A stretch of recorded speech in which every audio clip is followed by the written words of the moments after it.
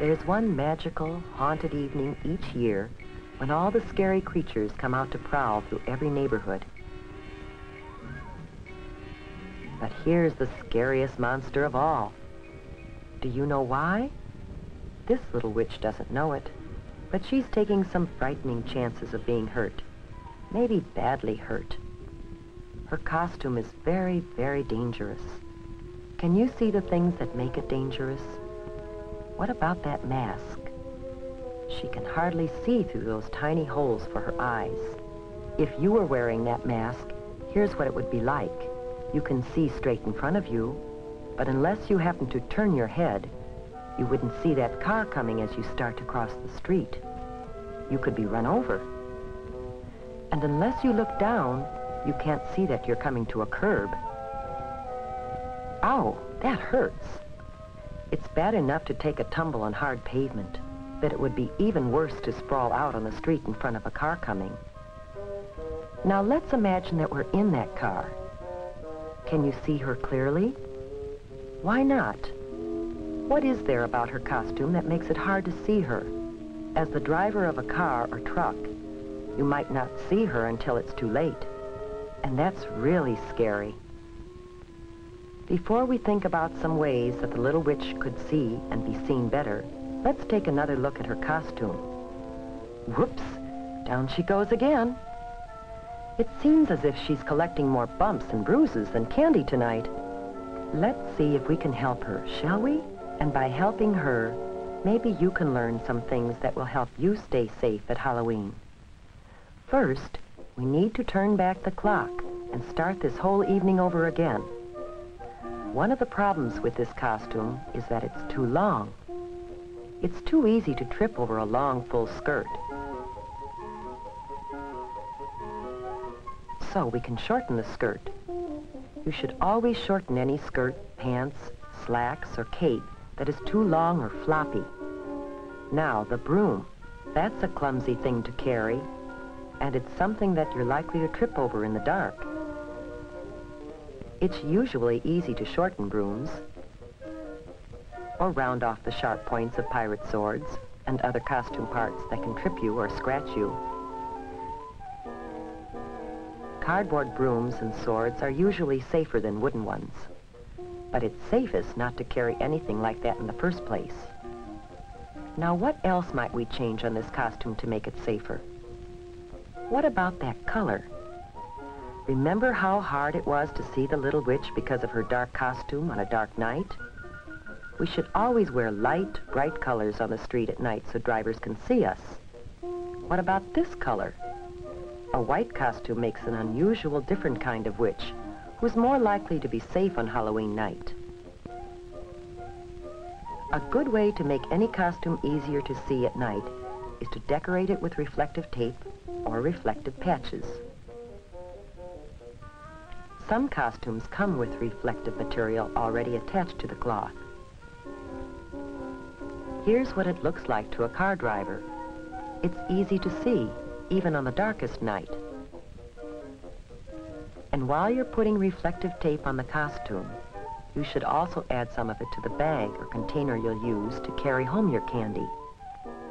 Some special Halloween sacks are treated with reflective material when they're made. And it's a good idea to write your name, address, and phone number on the sack, just in case there is an accident. Now, how about the mask? Any problem with it? Do you remember how hard it was to see out through those little eye holes? To be safe at night, you have to be able to see clearly, as well as be seen. We can improve the mask by cutting larger holes to look out of.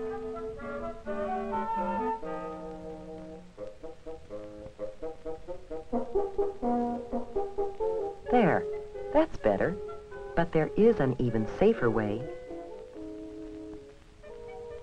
You can simply not wear a mask. Oh, you think you need a mask to disguise yourself? Well, just watch what you can do, with a little help from your parents and some scraps of cloth or old clothes from around home.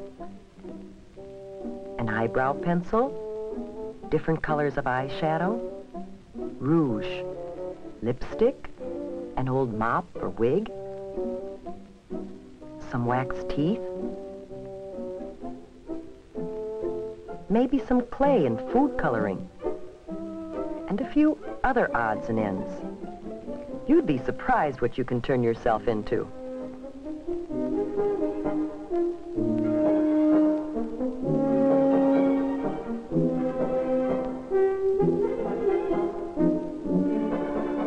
Whether you buy a costume or design your own, be sure that it's made of flame-retardant material.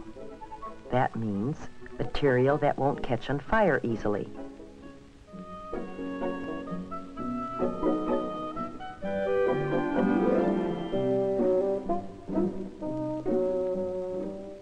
Now our little witch has turned into a beautiful princess, and her new costume is much safer. But there are a few other things you should do before going out. First, eat a big dinner. If you go trick-or-treating while you're hungry, you'll be tempted to sample some of your treats while you're out, and that's definitely not a good idea. Keep an eye on the clock. In many places, the police set the hours that you should trick-or-treat. Trick-or-treat only within those times. Neighbors should be ready with treats for you, and drivers should be more careful to watch for you during those hours.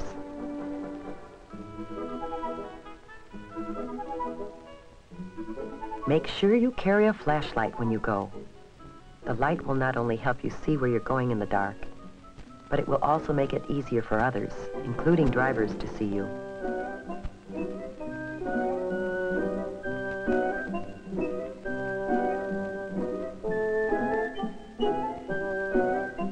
Always travel with a group, not alone. It's safer still to have a parent along to keep an eye on things. And of course, you should always walk. Riding a bicycle at night is always dangerous, but it's even more dangerous to try to ride in a costume at night. As you go from house to house, stay on the sidewalks as much as possible. If you have to walk in an area where there are no sidewalks, walk as far off the roadway as possible and face the traffic.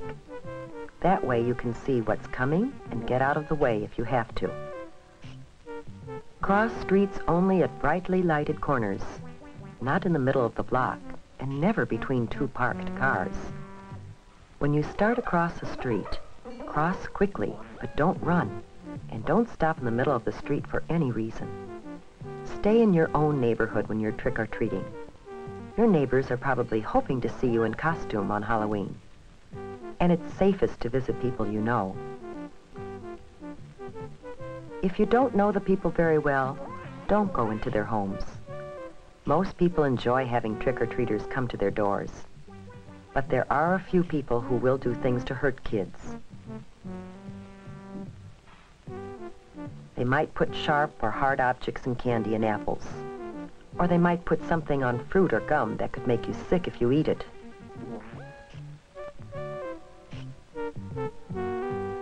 To be completely safe, save your treats until you get home. Then ask your parents to help you check them carefully to make sure that there's nothing in them or on them that could hurt you. The safest treats are usually candy or gum that come in their own wrappers from the factory. Fruit should be washed before you eat it. And all candy bars and fruit should be sliced so you can be certain that there is nothing hard or sharp inside that could hurt you. If you're not sure whether something is safe or not, don't take any chances. Throw it away. But let's get back to the fun part of Halloween with the princess and her friends.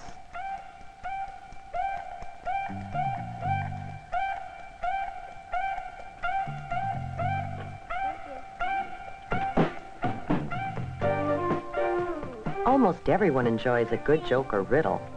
What's your trick? What you guys eat for breakfast? What? Those toasters. What's a wiener when you take out its inside? What? A Halloweener. Where does Dracula keep his money? Where? In a blood bank. Here, have some candy. However, some practical jokes and pranks aren't so funny. If you should break something, it wouldn't be very funny to the owners or to your parents, who might have to pay for it. So keep your jokes funny and harmless.